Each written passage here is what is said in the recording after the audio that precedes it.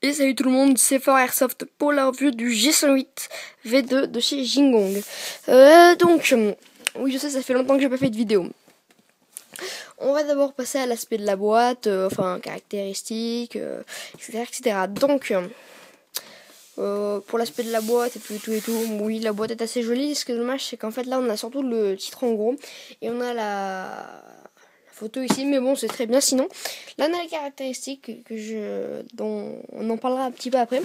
Donc la boîte, qu'est-ce qu'on a? Bon, à part ces trucs en plastique, on a deux petites cibles. J'en ai utilisé une. On a le manuel d'utilisation japonais et en anglais, mais très bien illustré. On a bien sûr la réplique. Donc on a un ressort de change pour, je crois que c'est pour le levier d'armement. Je suis pas sûre, mais je pense. On a le chargeur de batterie, on a la batterie qui est ici, que je vais vous montrer, qui est là-dedans. Sauf qu'en fait, c'est un peu galère. On en parlera plus tard. Donc là, on a le chargeur de batterie. On a le chargeur de la réplique. iCap, de base, j'en ai d'autres. J'ai pris des low cap parce que je préfère. Mais j'aime pas les low cap avec les petites balles. Donc j'ai pris des low cap noirs. Donc ensuite... On a, comme je l'ai dit, la réplique en elle-même qui pèse un poids de 2,5 kg sans batterie, enfin je sais plus combien, mais d'après ce que j'ai vu en fait sur le site c'était 2,5 kg et là c'est 3 kg, donc j'en ai aucune idée. Donc là charger à une main ça c'est lourd. Moi je sais pas, oui je pense que ça serait du 3 kg vu le poids. J'hésite, je sais pas. En tout cas c'est sûr qu'avec la batterie et les billes, oui ça fait bien 3 kg. Donc là j'enlève un petit peu le polystyrène. Donc on a aussi un petit bouchon. On a des billes. Et là on a la tichette de débourrage. Donc c'est une tichette de débourrage, hein, y a rien d'autre à dire. Donc passons aux caractéristiques de la réplique. Donc d'abord, je vais mettre... Oups, excusez-moi, j'ai fait tomber la caméra. Je vais mettre... Oups, donc là on voit un peu la batterie. Je vais mettre son chargeur. Ok, on entend le petit clip. Je vais déplier la crosse. Ah, j'aime pas ces bouts de polystyrène. Oui, donc j'ai pas de trépied. Hein. Ok, donc voilà. Donc, la réplique en elle-même pèse, je vais vous dire ça, bon c'est son nom, tout le monde le connaît, j'ai dit, c'est la G36 de ce Jingong, enfin moi j'ai la G36, mais si vous voulez être plus précis, c'est G608 V2. Elle pèse, comme je l'ai dit, 300 kg, avec la batterie inclue, voilà, c'est marqué avec la batterie inclue. Elle a une longueur de... Enfin, sans la... pardon, oui, ça fait longtemps que j'ai pas fait de vidéo. Avec la crosse repliée, c'est-à-dire... Hop, attendez, à une main, c'est un peu chaud. C'est la crosse comme ceci. Voilà. Elle fait une longueur de 645 mm, donc 164 cm et 5 mm. Avec la crosse dépliée, donc comme ceci, elle mesure 865 mm, donc 86 cm et 5 mm. Donc elle est pas très grande, hein, mais donc elle est un peu adaptée pour tout le monde. Donc le poids est pas très lourd quand même, ça se tient à une main. Déjà qu'il y a 12 ans que j'arrive à le tenir à une main. Donc voilà. Pour un adulte, c'est un bon poids. Sachant que la réplique est principalement en ABS. Donc oui, c'est fait en ABS aluminium. Donc l'intérieur c'est du métal. L'intérieur est full métal. Donc à l'extérieur, moi je parle tantôt. Ce qui est en aluminium métal. Le cadran externe. Le rail du dessous. Le rail Picatinny ici. Et non, il n'y a rien d'autre. Il y a le sélecteur de tir ici qu'on peut voir, ambidextre. C'est-à-dire que là, vous voyez bien, il bouge pas. Donc voilà. Donc voilà, donc rien d'autre, non, à l'extérieur non. Ou alors si le guidon, le backside quoi. Et voilà. Donc les parties en ABS, c'est le reste, la poignée, le garde-main, le rail du dessus, le chargeur. Oui, dommage que le chargeur, enfin l'intérieur on a en métal, mais dommage que le chargeur soit en ABS. Parce qu'à mon avis, le chargeur, si on le fait tomber d'ici, déjà la mécanique interne, voilà, c'est pas superbe quoi. Ça aurait pu être des chargeurs métal. Mais bon, j'avoue qu'avec ce poids, ouais, si ça aurait été des chargeurs métal, ça aurait peut-être été un peu lourd, mais bon, ça en valait le coup, je pense. Donc voilà. Donc maintenant, on va passer aux avantages et inconvénients, ou avantages et désavantages, comme vous voulez. Avantages et désavantages. Oui, désolé pour cette petite ellipse, je l'avais oublié, c'est ses finitions. Pourquoi ? Oui, ça c'est bien fini, mais en fait c'est du cheap. Faut savoir que c'est du cheap. Je l'ai acheté, mais je pense que vous savez, parce que Jingong c'est du cheap en général. Mais vraiment pour du cheap, je trouve que c'est une très bonne réplique. Ça a des très belles finitions. C'est vraiment bien fini, la peinture, tout ça. Même pour du cheap, c'est vraiment très bien fini. Donc là, vous allez me dire, ça c'est juste moi qui l'ai abîmé. Enfin, je l'ai prêté à des amis et ils me l'ont abîmé. Mais bon, c'est pas très grave. Donc voilà, c'est finition. Donc maintenant, au point faible, au désavantage.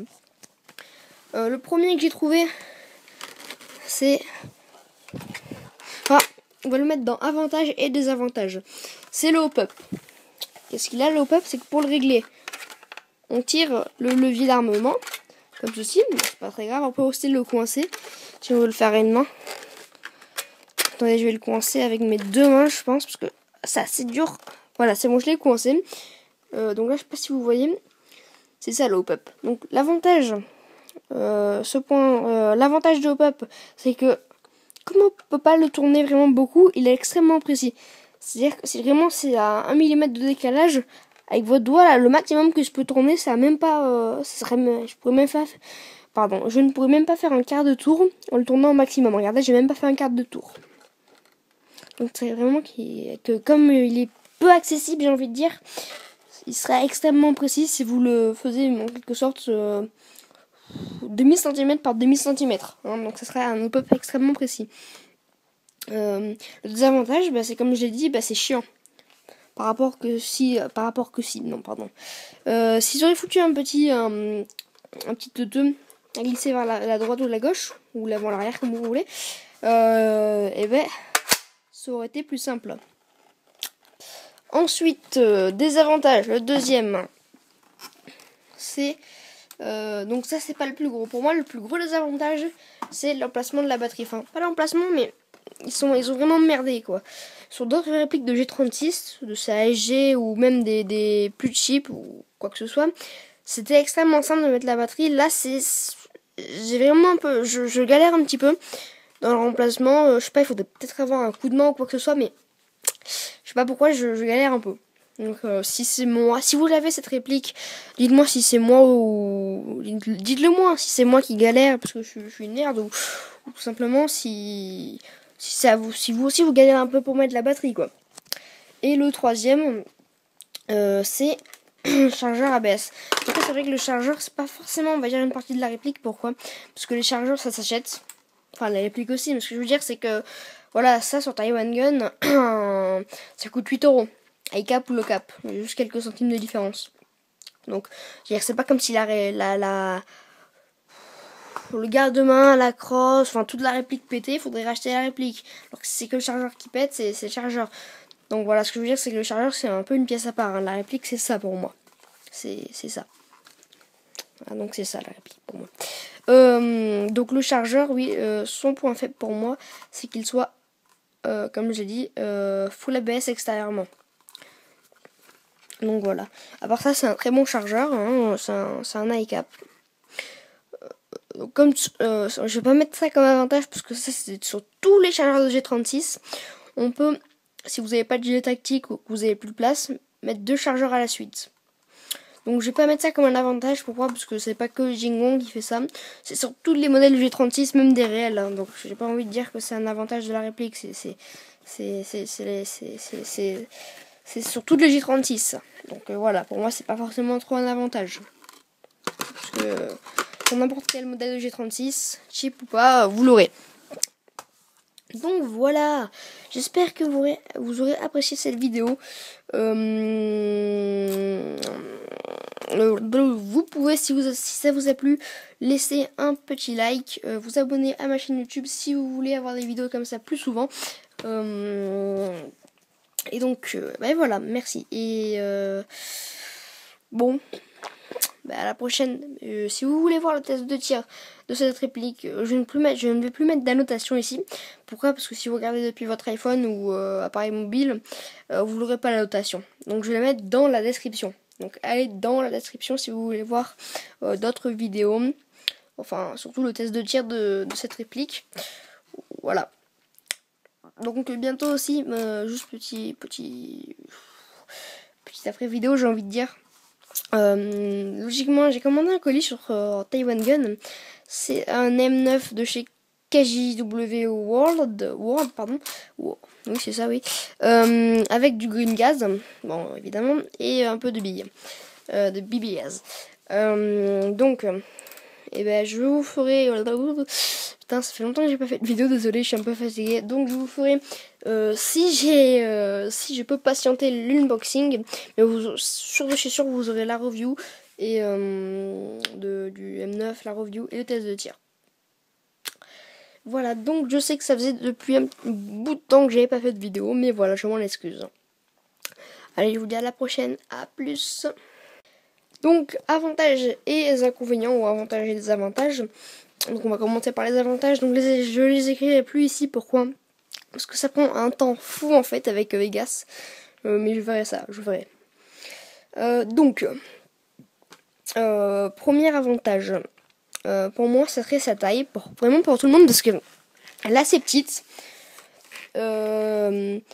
Donc elle convient à peu près pour tout le monde, sa taille, mais aussi c'est, on va dire, pas sa finition, mais pas son design, mais je sais pas, son ergonomie, par exemple la crosse est repliable si vous êtes en CQB ou dans un endroit où vous voulez monter, donc ça c'est bien. Après son poids, qui est vraiment pas extrêmement lourd, puisque, bon, on va dire qu'elle pèse entre 2,5 kg et 3 kg. Donc même à une main on peut la tenir. Hein. Encore moi j'ai 12 ans, donc si vous êtes un adulte, vous n'aurez aucun mal à la tenir à une main. Et enfin, c'était quoi? Pardon, j'ai un peu oublié. Il y avait un troisième avantage.